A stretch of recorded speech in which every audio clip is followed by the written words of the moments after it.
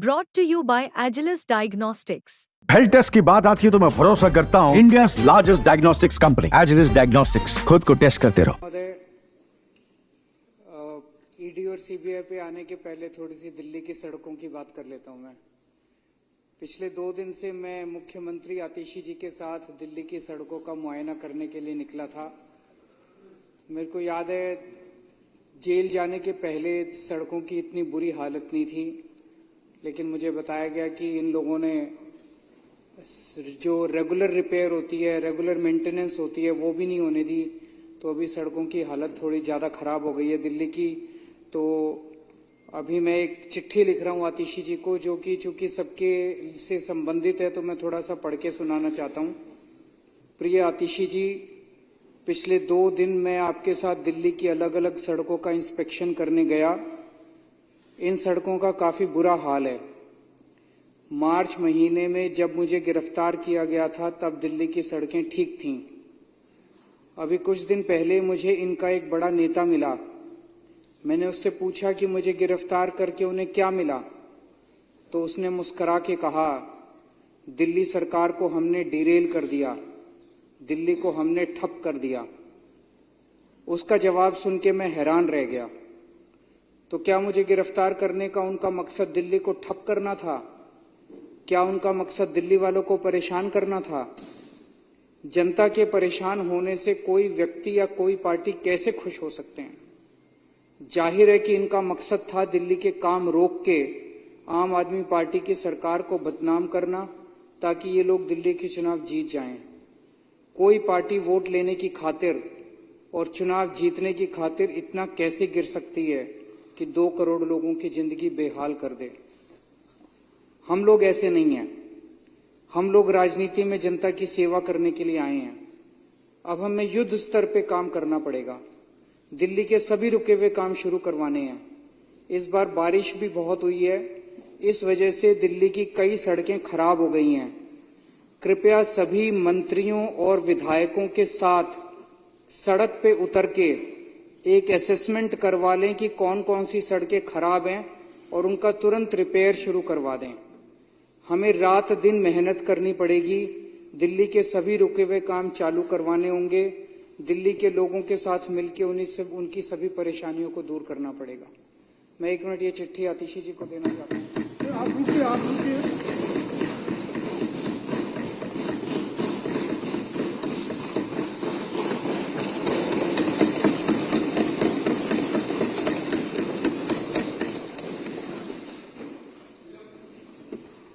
मेरा सभी विधायकों से भी निवेदन है कि खासकर आम आदमी पार्टी के विधायकों से, कि इन लोगों ने हमारे काफी समय खराब कर दिया पिछला। पहले मनीष जी को गिरफ्तार करके, फिर मुझे गिरफ्तार करके, और उसके पहले कोरोना हो गया था, उसमें काफी टाइम चला गया था। अब अपने को रात दिन मेहनत करनी पड़ेगी, बहुत मेहनत करनी पड़ेगी। हम सब लोग जनता की सेवा करने के लिए राजनीति के अंदर आए हैं। तो आने वाले कुछ दिनों के अंदर हमें ये सबकी ड्यूटी लगाई जाएगी। सबको रात को या सुबह अर्ली मॉर्निंग निकल के सड़कों का मुआयना करना पड़ेगा। जो जो सड़कें टूटी हुई हैं उनकी एक असेसमेंट कर लेते हैं और उन सारी सड़कों का एक साथ रिपेयर करने का, खासकर पीडब्ल्यूडी की सड़कें जो है रिपेयर करने का ऑर्डर आतिशी दे देंगी, ताकि सारी सड़कें एक साथ रिपेयर की जा सकें।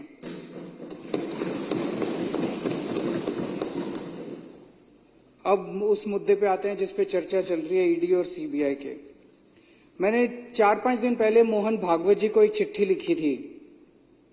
उस चिट्ठी में मैंने मोहन भागवत जी से 5 मुद्दों की बात की थी, और उसमें एक मुद्दा ये भी था कि जिस तरह से प्रधानमंत्री मोदी जी इस देश के सबसे भ्रष्ट नेताओं को ईडी और सीबीआई से डरा के या पैसों का लालच दे के दूसरी पार्टियों से तोड़ के अपनी पार्टी में शामिल कर रहे हैं, क्या मोहन भागवत जी उनसे सहमत हैं? मोदी जी ने खुद कुछ दिन पहले जिनको भ्रष्टाचारी बोला, अमित शाह जी ने खुद कुछ दिन पहले जिनको भ्रष्टाचारी बोला, भारतीय जनता पार्टी ने खुद जिन लोगों को कुछ दिन पहले भ्रष्टाचारी बोला, कुछ दिन के बाद उनको अपनी पार्टी में शामिल करा लेते हैं। 27 जून 2023 को प्रधानमंत्री जी ने कहा कि अजीत पवार पे 70,000 करोड़ रुपए के घोटाले का आरोप है, हम इनको जेल भेजेंगे। 27 जून 2023 और 5 दिन के बाद 2 जुलाई को उनको अपनी सरकार में शामिल करके उनको उप मुख्यमंत्री बना दिया। मैं इनसे पूछना चाहता हूं, कुछ शर्म आती है?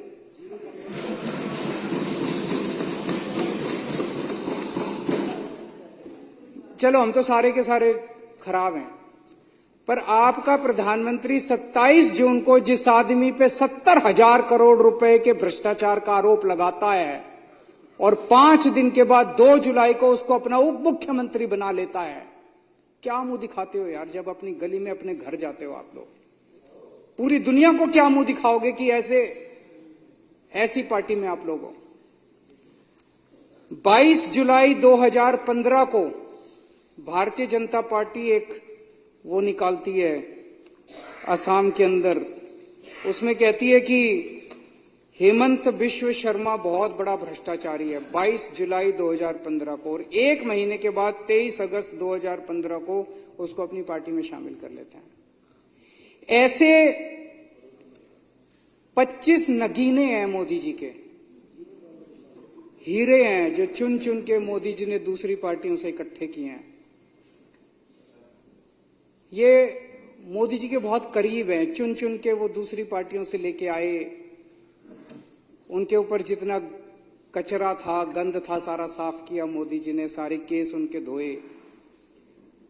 अजीत पवार एनसीपी के होते थे, इनके ऊपर इकोनॉमिक ऑफेंसेस विंग का केस था, ईडी का केस था, दोनों केस बंद करवा दिए मोदी जी ने।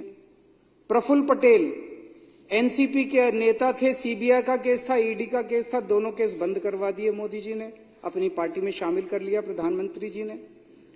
प्रताप सरनायक शिवसेना का नेता था, इस पे ईडी का केस था, ईओडब्ल्यू का केस था, दोनों केस बंद करवा दिए मोदी जी ने, आप इस बीजेपी में शामिल कर लिया। हेमंत बिश्व शर्मा कांग्रेस का नेता था, सीबीआई का केस था, ठंडे बस्ते में डाल दिया, इसको अपनी पार्टी में शामिल कर लिया। हसन मुशर्रफ एनसीपी का नेता था, ईडी का केस था, ठंडे बस्ते में डाल दिया, मोदी जी ने इसको अपनी पार्टी में शामिल कर लिया।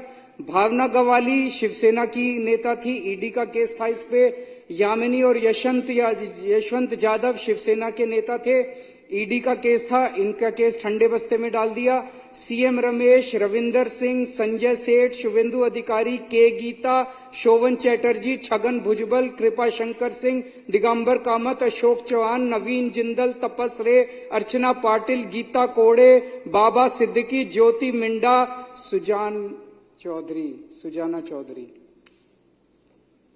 ये इनकी ईमानदारी है, ये जीरो टॉलरेंस है। शर्म नहीं आती, लाल किले के ऊपर खड़े होकर पूरे देश को बेवकूफ बनाते हैं, कहते हैं ईमानदार हैं, भ्रष्टाचार के खिलाफ लड़ाई लड़ रहे। ये 25 नगीने हैं, वो पहले नवरत्न होते थे अकबर के जमाने में, अब ये 25 रत्न हैं प्रधानमंत्री जी के, जिनको मैं आरएसएस के अंदर कई ऐसे लोग हैं, प्रचारक कहते हैं उनको, जिन्होंने अपनी जिंदगी जो है वो आरएसएस को दी है। वो जब घर घर जाते होंगे, क्या कह के वो जनता का सामना करते होंगे कि जिस आदमी को प्रधानमंत्री ने 2 दिन पहले कहा कि 70,000 करोड़ का घोटाला हो गया, सारे बीजेपी वाले, आरएसएस वालों ने व्हाट्सएप ग्रुप पे उसको भेजा लोगों को कि 70,000 करोड़ का घोटाला, आज प्रधानमंत्री ने 5 दिन बाद उसको अपने यहां शामिल करके उसको उप मुख्यमंत्री बना दिया। क्या शक्ल दिखाते हैं ये लोग? मैं पूछना चाहता हूं सारे आरएसएस के कार्यकर्ताओं से, मैं पूछना चाहता हूं सारे बीजेपी के नेताओं से कि कैसे आप लोग अपनी गली, अपने मोहल्ले के अंदर जाते हो? और मैं आरएसएस वालों के ऊपर ज्यादा दया आती है, उन्होंने कईयों ने अपनी जिंदगी आरएसएस के लिए दे दी और अब उनका एक ही, उनको अब टिकट नहीं मिलती। कांग्रेस वालों को इसको उसको लाला के टिकटें देते हैं, उनका काम दरी बिछाने का रह गया बस। कभी कांग्रेसियों के लिए दरी बिछाते हैं, कभी एनसीपी वालों के लिए दरी बिछाते हैं, कभी शिवसेना वालों के लिए दरी बिछाते हैं। आरएसएस के कार्यकर्ताओं का काम अब केवल दरी बिछाने का रह गया, कभी इस नेता के लिए दरी, क्यों उनको टिकटें मिलती नहीं मिलती उनको।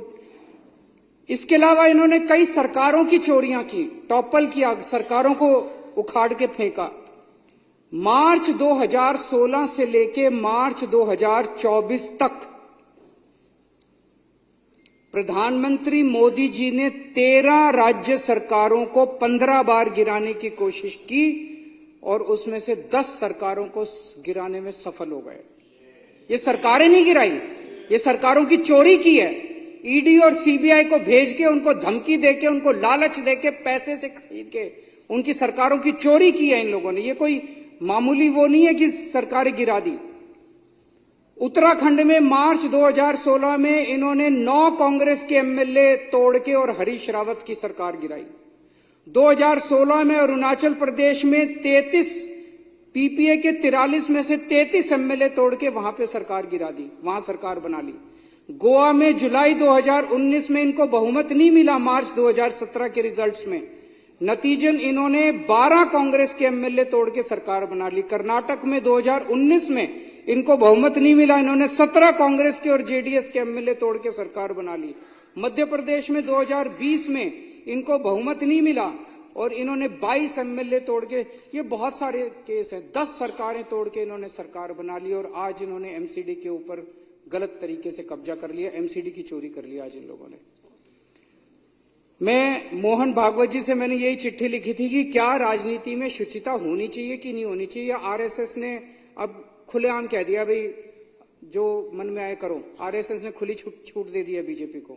यही मैंने मोहन भागवत जी से पूछा था, क्या मोदी सरकार की बेईमानियों और भ्रष्टाचार का आरएसएस समर्थन करती है?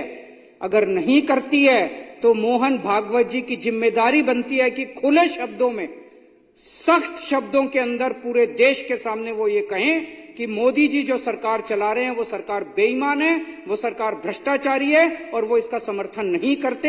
ये मोहन भागवत जी की जिम्मेदारी है कि पूरे देश के अंदर वो ये स्टेटमेंट दें। आज इन्होंने एमसीडी के अंदर जो किया, चुनी हुई, मैंने जेल के अंदर सुभाष चंद्र बोस, भगत सिंह, इनको बहुत पढ़ा। इन लोगों ने अपनी जान की कुर्बानी लगा दी, जान इन्होंने दे दी अपनी देश को आजाद कराने के लिए। किस लिए आजाद कराया इन्होंने देश? इसीलिए तो आजाद कराया था कि देश के अंदर एक जनतंत्र होगा, जनता चुनेगी, जनता के चुने हुए नुमाइंदे वो सरकार चलाएंगे, जनता के सपने पूरे करेंगे। इसलिए थोड़ी करा था कि एक एलजी आके बैठ जाएगा, अफसर आके बैठ जाएंगे और चुने हुए लोगों को दरकिनार करके और अपनी मर्जी से सरकार चलाएंगे। दिल्ली के लोगों ने एक मेयर को चुना, दिल्ली के लोगों ने काउंसलरों को चुना, दिल्ली के लोगों ने एक सदन को चुना, एमसीडी को चुना, दिल्ली नगर निगम को चुना और उनको कहा भाई अब आप दिल्ली की व्यवस्था चलाओ, दिल्ली की नगर निगम को चलाओ। कानून के अंदर, दिल्ली नगर निगम के कानून में लिखा है कि जो सदन है, सदन की अध्यक्षता मेयर करेगी। एलजी ने कानून आज ऑर्डर पास कर दिया कि अब अध्यक्षता एडिशनल कमिश्नर करेगा। कल आपको भी हटा देंगे, कल लोकसभा स्पीकर को भी हटा देंगे, वहां पे लिख देंगे अब होम सेक्रेटरी जो है लोकसभा की अध्यक्षता करेगा, राज्यसभा की अध्यक्षता अब जो है वो डिफेंस सेक्रेटरी करेगा। ये क्या हो रहा है इस देश के अंदर? क्या इसीलिए हमारे देश के स्वतंत्रता सेनानियों ने अपनी जान गंवाई थी? खत्म कर दिया जनतंत्र इन लोगों ने। एलजी दिल्ली चलाएगा और एडिशनल कमिश्नर जो है वो नगर निगम की अध्यक्षता, कानून के अंदर लिखा है कि मेयर अध्यक्षता करेगा, कानून के अंदर लिखा है कि मेयर ही कॉम्पिटेंट है नगर निगम की, कॉरपोरेशन की, सदन की मीटिंग बुलाने के लिए। कब मीटिंग बुलाई जाएगी, किस दिन बुलाई जाएगी, कितने बजे बुलाई जाएगी, ये मेयर तय करेगा। जैसे आप तय करते हैं, अध्यक्ष तय करता है कि मीटिंग किस दिन होगी, एडजर्न होगी, नहीं होगी, किस दिन होगी, ये मेयर तय करता है। एलजी ने कर दिया, कमिश्नर ने कर दिया। उसमें लिखा हुआ है कि 72 घंटे का नोटिस दिया जाएगा। कोई नोटिस, कल रात को 10 बजे नोटिस निकाल दिया कि आज 1 बजे, उसमें कोई कानून के अंदर उनको पावर ही नहीं है, ना कमिश्नर को पावर है, ना एलजी को पावर है, तो गुंडागर्दी मचा रखी है।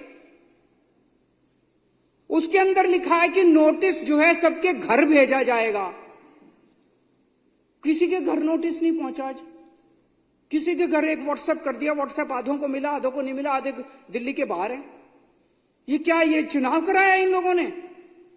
तो आज इन्होंने एमसीडी की चोरी की है जो कि पूरे देश के सामने है और ये इसकी हम सख्त निंदा करते हैं। एक चीज और बहुत जरूरी है, सब लोगों को मैं आगाह करना चाहता हूं। ये लोग जानते हैं कि ये लोग दिल्ली हार रहे हैं, बुरी तरह से हार रहे हैं। अब जो मेरे को पता चला है, इन्हीं के नेताओं ने मेरे को बताया।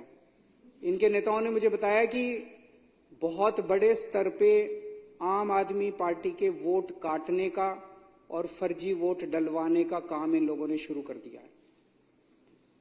इन लोगों ने हर कॉलोनी में कुछ पेड एम्प्लॉयज रखे हैं। वो पेड एम्प्लॉयज घर घर जा रहे हैं, जो सब लोग समझ लेना, वो घर घर जा रहे हैं, उनसे पूछ रहे हैं आप किस पार्टी को वोट देते हो जी, किस पार्टी के हो। अगर कोई गलती से कह दे आम आदमी पार्टी का हो तो उसका वोट कटवा देंगे। तो एक तो मैं दिल्ली की जनता को कहना चाहता हूं कि रोज इलेक्शन कमीशन की वेबसाइट पे जाके अपना वोट चेक कर लेना कि वोट कटवा तो नहीं दिया किसी ने। दूसरा, अगर कोई आपके घर पूछने आए कि आप किस पार्टी को वोट देते हो, आप कह देना बीजेपी को वोट देते हैं, फिर आप सेफ हैं, फिर आपका वोट नहीं कटेगा। आप झूठ बोल देना बीजेपी को वोट देते हैं, फिर आपका वोट सेफ है, आपका वोट नहीं कटेगा। और डेली अपने वोट चेक करना। और सारे मैं विधायकों को भी कहना चाहता हूं कि अपने अपने विधानसभा के अंदर जितने बूथ लेवल के आपके वॉलंटियर्स हैं उनको आगाह कर दीजिए, डेली बेसिस पे चेक करें किसका वोट कटा, किसका वोट डला, वो ठीक डल रहे हैं, गलत डल रहे हैं, इसके ऊपर अपने को निगाह रखनी है। और इतनी बुरी राजनीति मैंने कभी नहीं देखी थी। मेरा तो छोटा सा राजनीतिक जीवन है, मैं तो 10-12 साल से ही राजनीति में हूं, लेकिन इतनी बुरी राजनीति मैंने देश के अंदर कभी नहीं देखी थी। और मैं उम्मीद करता हूं कि हमसे जो बन पड़ेगा हम वो सब करेंगे देश की राजनीति को साफ करने के लिए। उसी के लिए आए हैं, देश राजनीति को साफ करना और जनता की सेवा करनी है। भगवान हमें अपना आशीर्वाद दे और हमें अपनी दिशा दिखाता रहे। बहुत बहुत शुक्रिया।